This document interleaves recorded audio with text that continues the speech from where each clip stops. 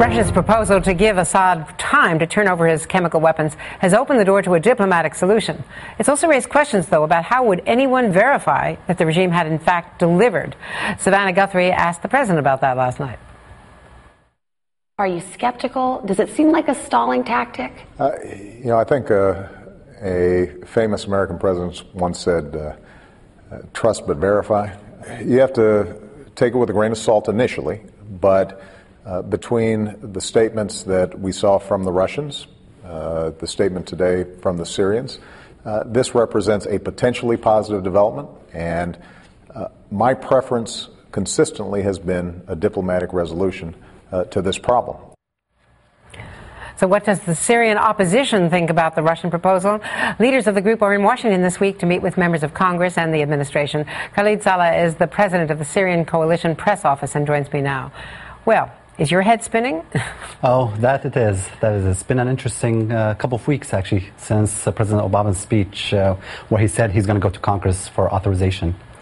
You must have expected that the president was talking about taking military action to punish the regime for its hideous chemical attack on civilians. Now we get into this long delay with Congress, and now we're going back to the UN, where the administration had said we're not going to be handcuffed by a United Nations that has been hijacked by Russia. So what's going on? And the United Nations continues to be hijacked by the Russians, because even with this new French proposal, we're hearing some words that the Russians are starting to show some opposition to that new resolution to implement the initiative that the Russians came up with initially. The real question is, if you look at this Russian initiative, it's very silent about the issue of accountability.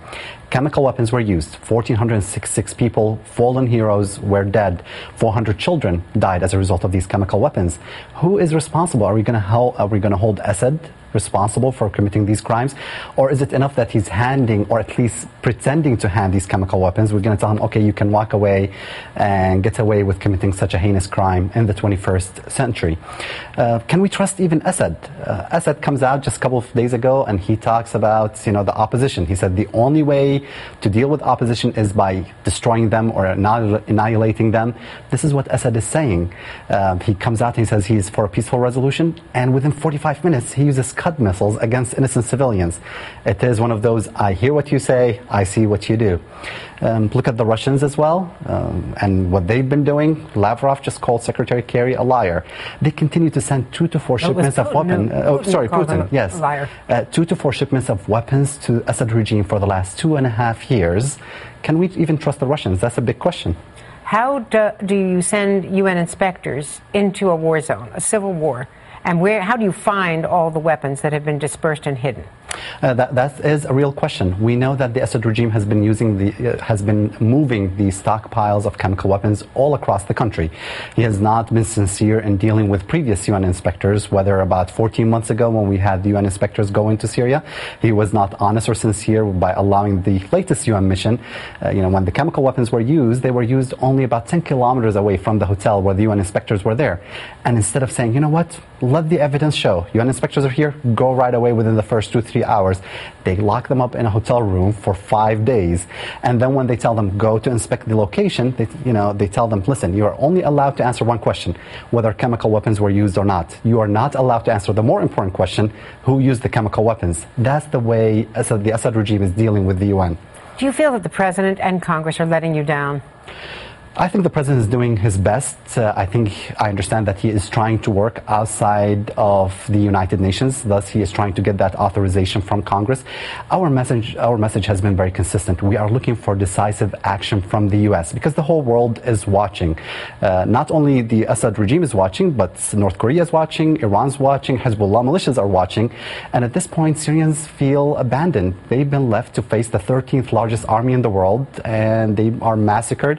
Even outside of chemical weapons, we have 110,000 fallen heroes, over 11,000 children dead, and the world is sitting and watching. Mr. Saleh, thank you very much for being here. Thank you for having me. And tonight, two potential 2016 rivals are going to come face to face when former Secretary of State Hillary Clinton and former Governor Jeb Bush share a stage in Philadelphia at the Constitution Center. Bush will present Clinton the National Constitution Center's Liberty Medal, an annual prize recognizing Clinton for her distinguished career in public service and her work on human rights. Yesterday, Clinton weighed in for the first time on the crisis in Syria, echoing the Obama administration's cautious approach. Now, if the regime immediately surrendered its stockpiles to international control, as was suggested by Secretary Kerry and the Russians, that would be an important step.